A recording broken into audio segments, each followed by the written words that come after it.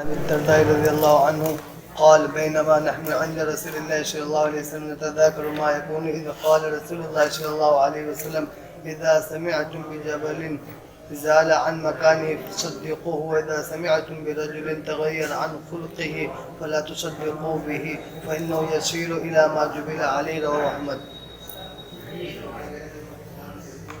فطرت کبھی تبدیل نہیں ہو سکتی. جو باتیں انسان میں فطرتاً پائی جاتی ہیں وہ کبھی بھی ختم نہیں ہو سکتی. کم ہو سکتی ہیں، ان کا رخ موڑا جا سکتا ہے، لیکن ختم نہیں کیا جا سکتا. مثلا غصہ آنا یہ انسان کی فطرت کا تقاضا ہے، لہذا انسان کے اندر سے غصے کو ختم کر دیا جائے یہ ممکن ہے. ہاں، اسے مغلوب کیا جا سکتا ہے تربیت کے ذریعے، اس کا رخ موڑا جا سکتا ہے. انسان کو عام حالات کے اندر غصہ آتا ہے اپنی ذات کے اندر، تربیت کے نتیجے میں اس غصے کو موڑ دیا جائے گا دین کی طرف، اللہ کی طرف، اللہ کے رسول کی طرف، کہ اب یہ غصہ دین کی وجہ سے آئے گا، یہ غصہ جو ہے اللہ کی وجہ سے آئے گا، اللہ کے رسول کی حرمت کی وجہ سے آئے گا، اپنی ذات کے لیے نہیں آئے گا. لیکن ختم ہو جائے غصہ انسان کے اندر سے، تو جو چیزیں بھی انسان کے اندر فطری طور پر رکھی گئی ہیں ان چیزوں کا کبھی خاتمہ نہیں ہو سکتا. لہذا کوئی آپ سے اگر یوں کہے کہ بھئی فلاں جگہ جو پہاڑ تھا نا وہ وہاں سے ہٹ کر ادھر آ گیا، تو مان لو اس بات ہو سکتا ہو. لیکن کوئی آدمی یوں کہے کہ فلاں آدمی کی فطرت بدل گئی، یہ مت ماننا. فارسی کا جملہ ہے نا، جبل گردد علت نہ گردد. پہاڑ تو اپنی جگہ سے ہٹ سکتا ہے لیکن فطرت بدل جائے یہ نہیں ہو سکتا. تو کوئی یوں کہے کہ فلاں پہاڑ اپنی جگہ چھوڑ کر کے ادھر آ گیا، ایسا ہو سکتا ہے، ممکن ہے، مان لو کہ نہیں ہوگا. لیکن کوئی یوں کہے کہ فلاں آدمی کی فطرت بدل گئی، یہ نہیں ہو سکتا، اس کو مت ماننا. بات سمجھے بھائی؟ حضرت ابو الدرداء رضی اللہ تعالیٰ فرماتے ہیں بینما نحن عند رسول اللہ نتذاکر ما یکون، ہم لوگ حضور پاک صلی اللہ علیہ وسلم کے پاس بیٹھے ہوئے تھے اور آپس میں ذکر کر رہے تھے ان باتوں کا جو آئندہ پیش آنے والی ہیں. اچانک پیغمبر علیہ السلام نے ارشاد فرمایا اذا سمعتم بجبل زال عن مکانہ فصدقوه، جب تم کسی پہاڑ کے بارے میں یہ بات سنو کہ وہ اپنی جگہ سے ہٹ گیا ہے، فصدقوه، تو اس بات کو سچ مان لینا. وَإِذَا سَمِعْتُمْ بِرَجُلٍ تَغَيَّرَ عَنْ خُلْقِهِ، اور جب کسی شخص کے بارے میں سنو کہ اس کی فطرت بدل گئی ہے، فَلَا تُصَدِّقُوا بِهِ، اس کی تصدیق مت کرنا، اس کو سچ مت ماننا. فَإِنَّهُ يَسِيرُ إِلَى مَا جُبِلَ عَلَيْهِ، اس لیے کہ ہر انسان کو پلٹنا ہے اسی چیز کی طرف جس پر اس کو پیدا کیا گیا ہے. رواہ احمد. عن ام سلمة رضي الله عنها قالت يا رسول الله لا يزال يصيبك في كل عام وجع من الشاة المسمومة التي أكلت، قال ما أصابني شيء منها إلا وهو مكتوب علي وآدم في طينته. رواه ابن ماجه. دیکھو دنیا میں جو بھی تکلیفیں، نقصان، مصیبتیں انسان کو پیش آتی ہیں، ظاہر میں وہ کسی نہ کسی شخص کے ذریعے آتی ہیں،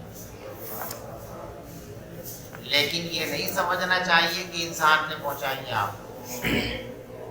یہ تکلیف آپ کی قسمت میں اصل میں لکھ دی گئی تھی، وہ پیش آئی ہے. یہ تو صرف ایک ذریعہ بنا ہے ظہور کا، ورنہ یہ تو طے تھا آپ کے لیے کیسا ہونا ہے. चनांचे हदीस में है इलम अन्नल उम्मत लद इज्तमअ अला अन यनफउका बिशैइन लम यनफउका बिशैइन इल्ला क़द कतबल्लाहु लक। अगर सारी दुनिया इस बात पर मुत्तफिक हो जाए कि वो तुमको नफ़ा पहुँचाएं तो वो सिर्फ वही नफ़ा पहुँचा सकते हैं जो आपकी किस्मत में लिखा हुआ है, उससे ज़्यादा नहीं पहुँचा सकते। और अगर सारी उम्मत ये तय कर ले कि आपको नुकसान पहुँचाना है तो जो नुकसान आपकी किस्मत में लिख दिया गया अज़ल में तकदीर में है वही पहुँचा सकते हैं, उससे ज़्यादा नहीं पहुँचा सकते। हुज़ूर पाक सल्लल्लाहु अलैहि वसल्लम को मलऊन यहूदियों ने मुतअद्दिद मरतबा कत्ल करने की साजिश की। एक मरतबा साजिशन आपके लिए बकरी के गोश्त में जहर मिला दिया गया और आपको पेश कर दिया गया।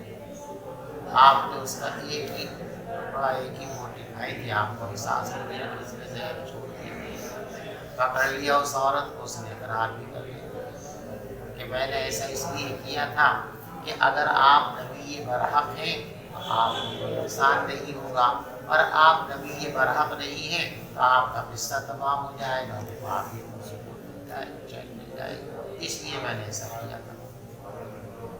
तो जिस वक्त आपने वो जहर आलूद गोश्त खाया था उस वक्त उस जहर की वजह से आपको की ज़िंदगी का खात्मा तो नहीं हुआ, लेकिन वो जहर अंदर चला गया तो वो पूरी ज़िंदगी आपको परेशान करता रहा। हर साल के ख़ास वक्त में उस जहर की वजह से आपकी तबीयत खराब होती है, और जिस वक्त आपकी ज़िंदगी के आखिरी औक़ात थे, आखिरी लम्हात थे, उस वक्त फिर आपको शिद्दत की तकलीफ़ की, और आपने हज़रत आयशा से फरमाया कि मुझे इस वक्त इतनी तकलीफ़ हो रही है गोया मेरी शहरत कटी जा रही है, और ये शिद्दत तकलीफ़ उसी जहर आलूद गोश्त की वजह से है जो उस यहूदी औरत ने मुझको मिलाया।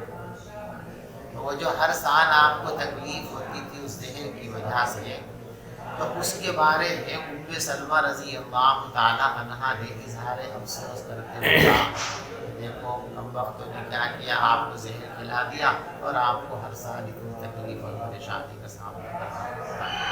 आपने फरमाया कि भी मेरी तकलीफ़ मुझे होती है, ये मेरी तकदीर में लिख दी गई थी। जब इंसान दुनिया में आने की तैयारी में था, आदम का जब पुतला तैयार करने की तैयारी थी, उस वक्त ये बात मेरी किस्मत में लिखी हुई थी, यानी अज़ल ही के अंदर ये तय कर दिया गया था कि ये जहर मेरे अंदर जाएगा और इस जहर की वजह से मुझको इस तरह का दर्द और तकलीफ सहना पड़ेगा। उम्मे सलमा फरमाती है कि मैंने अर्ज़ किया, ए अल्लाह के रसूल सल्लल्लाहु अलैहि वसल्लम, हर साल आपको ये तकलीफ़ पहुँचती है उस जहर आलूद बकरी के गोश्त की वजह से जो आपने खा लिया था।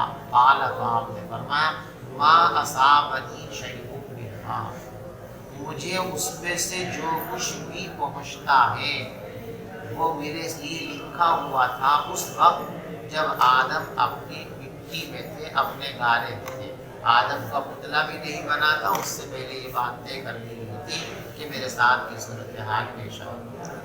باب إثبات عذاب القبر. الفصل الأول عن البراء بن عازب رضي الله عنه عن النبي صلى الله عليه وسلم قال المسلم إذا سئل في القبر يشهد أن لا إله إلا الله وأن محمد رسول الله صلى الله عليه وسلم.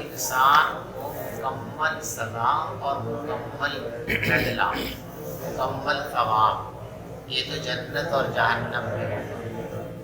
انسان نے دنیا میں جو کچھ بھی اچھائیاں کی ہیں ان کا مکمل اور پورا پورا ثواب جنت میں ہوگا، جنت سے پہلے ثواب کی تکمیل نہیں ہو سکتی۔ انسان نے جو برے اعمال کیے ہیں ان کی پوری پوری سزا، اس کا ظہور جہنم ہی میں ہوگا، اس سے پہلے نہیں ہو سکتا۔ لیکن پوری سزا اور پورے ثواب سے پہلے اعمال کے اس بدلے کا، عمل کا رد عمل موت کے ساتھ ہی شروع ہو جاتا ہے۔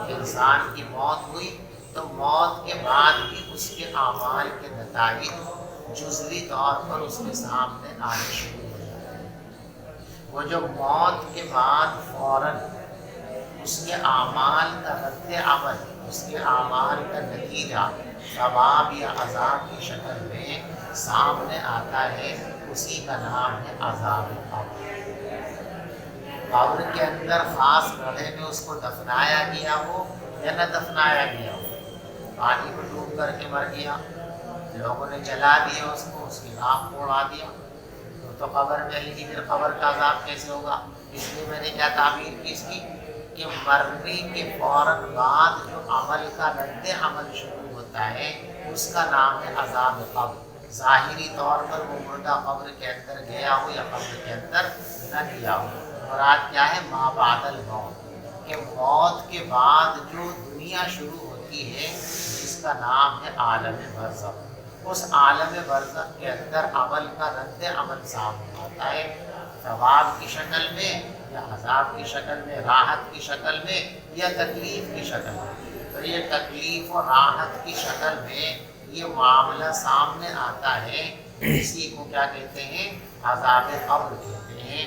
اور یہ عذاب قبر برحق ہے، یہ ہوگا، اس کا انکار کرنا اپنے آپ کو ایمان سے محروم کرنا ہے۔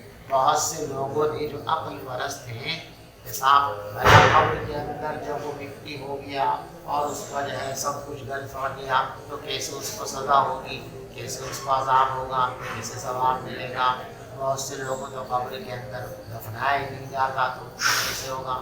اس طرح کے عقلی تصورات میں ہو جانے والے بہت سے لوگوں نے اس کا انکار کیا ہے، اور وہ کہتے ہیں کہ یہ صرف جو ہے خیالاتی چیز ہے، ایک تصوراتی چیز ہے، ڈرانے اور دھمکانے کے لیے، انسان میں خوف و خشیت پیدا کرنے کے لیے اس طرح کی تمثیلات بیان کی گئی ہیں، ورنہ ایسا کچھ بھی نہیں۔ ایسا سوچنے والوں کی سوچ قرآن کے بھی خلاف ہے اور حدیث کے بھی خلاف ہے۔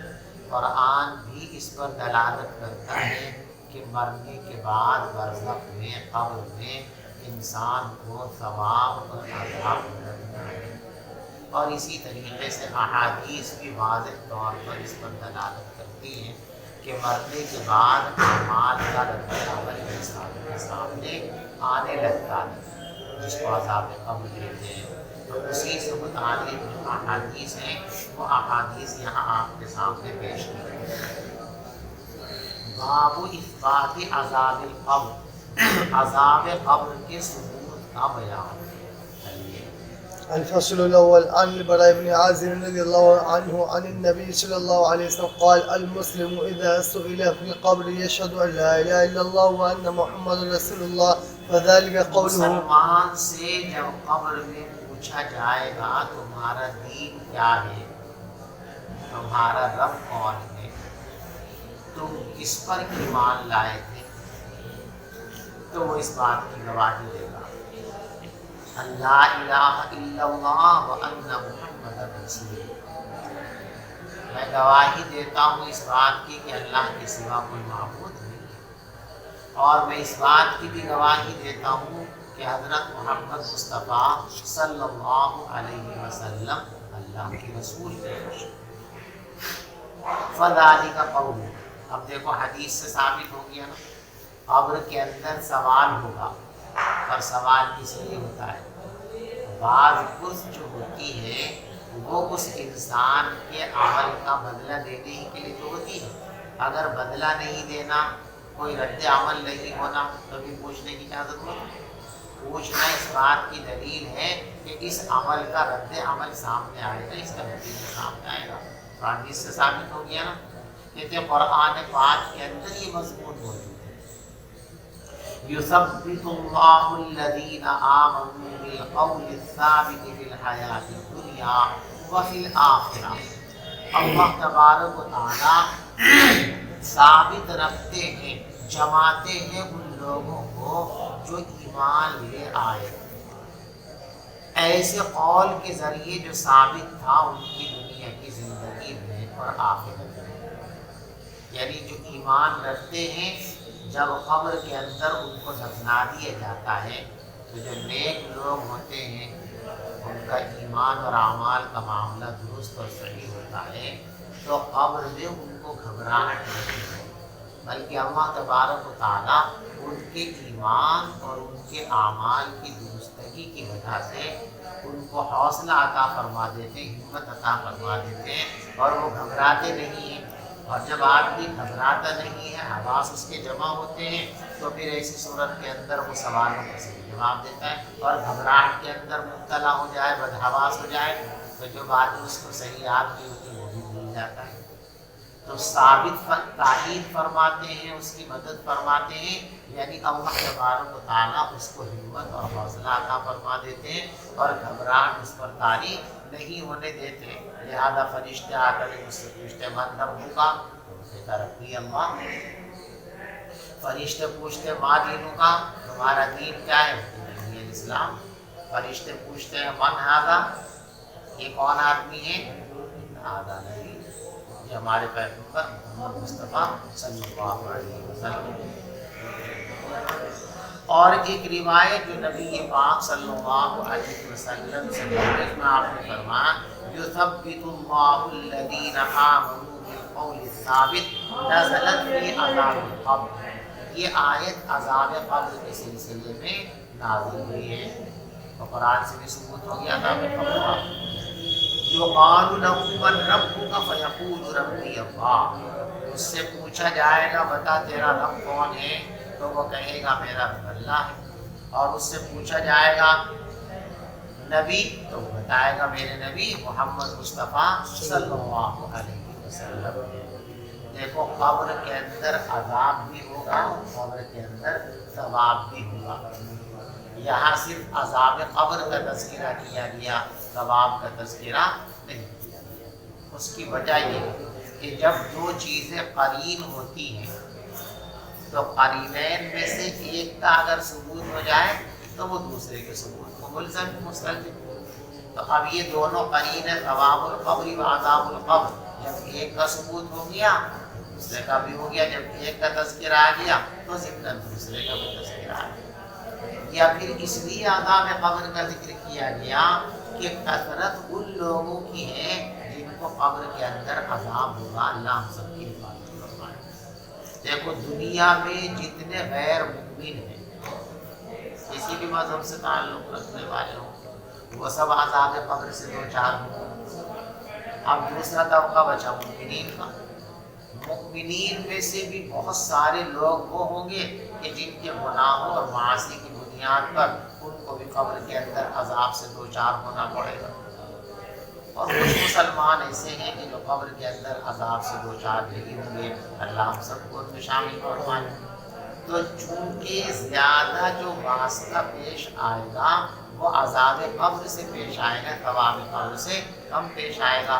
اور کثرت چونکہ عذاب کی ہے اس لیے عذاب کا ذکر کر دیا، ورنہ قبر کے اندر عذاب بھی ہوگا اور قبر کے اندر ثواب بھی ہوگا، جیسی روایت ثواب کے متعلق بھی آنے والی ہیں کہ جب وہ صحیح جواب دے دے گا تو فرشتوں سے کہا جائے گا افرشوا لہ من الجنہ، جنت کا بستر بچھا دو، جنت کی طرف ایک کھڑکی کھول دو، جنت کی ہوائیں چلا دو، تو ثواب بھی ہوگا۔ تو ثواب قبر بھی ہے، عذاب قبر بھی ہے، لیکن عنوان عذاب قبر کا کس لیے لگایا؟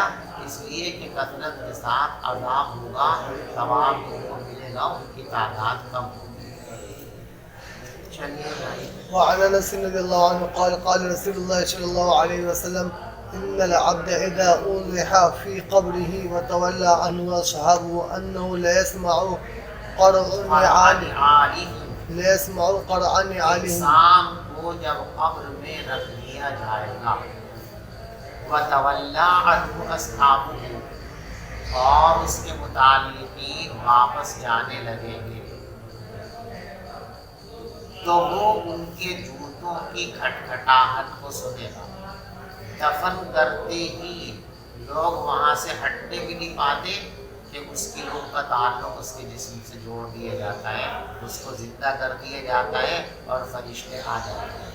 ابھی دفنانے والے قبر ہی میں ہیں، قبرستان ہی میں ہیں، जाने की तैयारी कर रहे हैं, इतने में फरिश्ते आप पहुँचते हैं।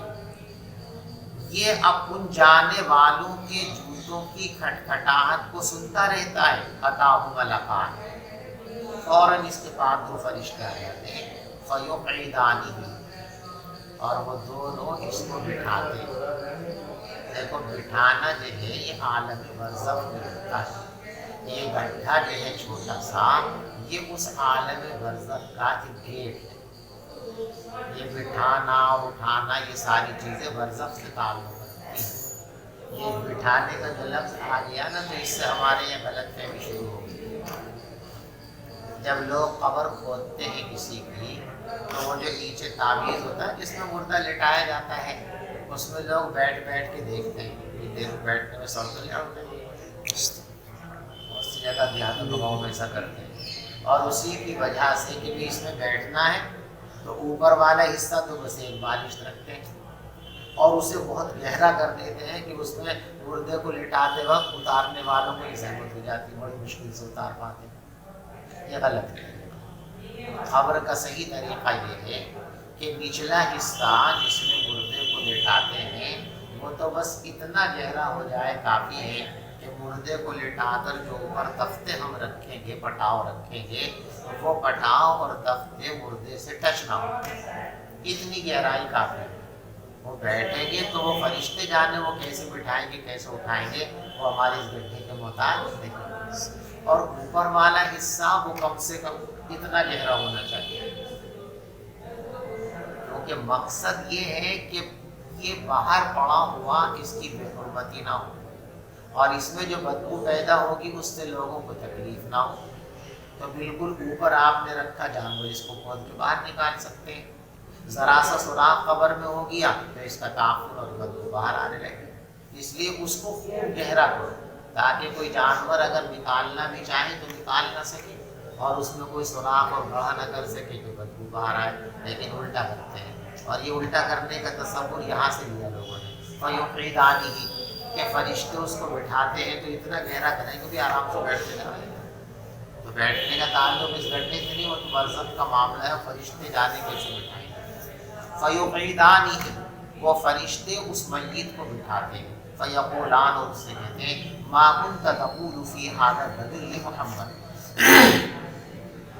मोहम्मद सल्लम के बारे में कहते बता तू इस शख्स के बारे में क्या कहता है। पैगम्बर अलैहिस्सलातु वस्सलाम की शबी उस मय्यत के सामने कब्र में लाई जाती है और कहते बताओ ये कौन है। ईमान वाला है तो कहता ये मेरे पैगम्बर है, सल्लम है, अल्लाह के नबी है। और अगर मुनाफिक और काफिर है तो कहता हाँ हाँ मुझे क्या पता कौन है। फ़अम्मल मुमिनु फ़यक़ूल, बस मोमिन तो ये कहता है अशहदु अन्नहु अब्दुल्लाह व रसूलुहु, मैं गवाही देता हूँ कि ये अल्लाह के बंदे और उसके रसूल हैं। फ़युक़ालु लहु उन्ज़ुर इला मक़अदिका मिनन नार, जब ये सवाल का सही जवाब दे देता है तो अब यहीं से इसका सवाब शुरू होता है। फरिश्ते कहते हैं देखो अब जहन्नम को उसके सामने किया जाता है। कहते वो जहन्नम का फला टीला दिख रहा, वो फला गड्ढा दिख रहा, वो फला आग के शोले दिख रहे, क्या दिख रहे। अगर तू ईमान न लाता दुनिया के अंदर, आमाल सालिहा न करता, तो वो जो जहन्नम का सामने गढ़ा है उसमें तुझे फेंका जाता है। लेकिन अब तूने चूँकि दुनिया में ईमान कबूल कर लिया था, उसके तकाज़ों को पूरा किया था अमाल की सूरत में, इसलिए जहन्नम के उस गढ़े से तुझको बचा लिया गया। ये गोया सवाब का सिलसिला शुरू हो गया।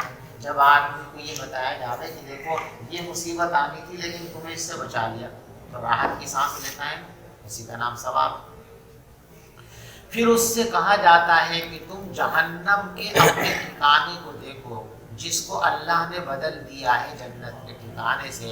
फ़यराहुमा जमीआ, वो जन्नत और जहन्नम दोनों को एक साथ देखेगा। वह अम्मल मुनाफिक वल काफिर, और मुनाफिक काफिर से कहा जाएगा मा कुन्त तक़ूलु फ़ी हाज़ा रजुल, इस आदमी के बारे में क्या कहते हो। तो कहेगा ला अदरी, मुझे नहीं पता। कुन्तु अक़ूलु मा यक़ूलुन नास, जो और लोग कहते थे मैं कहता था। फ़युक़ालु लहु ला दरीता वला, न तूने कुछ समझा न तूने कुछ जाना। वयुज़रबु बिमतारिक़िन मिन हदीद ज़रबा, और लोहे के गुर्ज़ का एक وار اس پہ کیا جائے گا، فَيَسِيحُ صَيْحَةً، تو وہ زور سے ایک چیخ مارے گا جس کو وہ تمام مخلوق سنے گی جو اس کے پاس ہے سوائے جنات اور انسان۔ عذاب قبر کے وقت جو مردہ چیختا اور چلاتا ہے، جنات اور انسان کے علاوہ باقی تمام مخلوق جانور اس کو سنتے ہیں اور اس کی وجہ سے وہ پریشان ہوتے ہیں بھی لگتے ہیں۔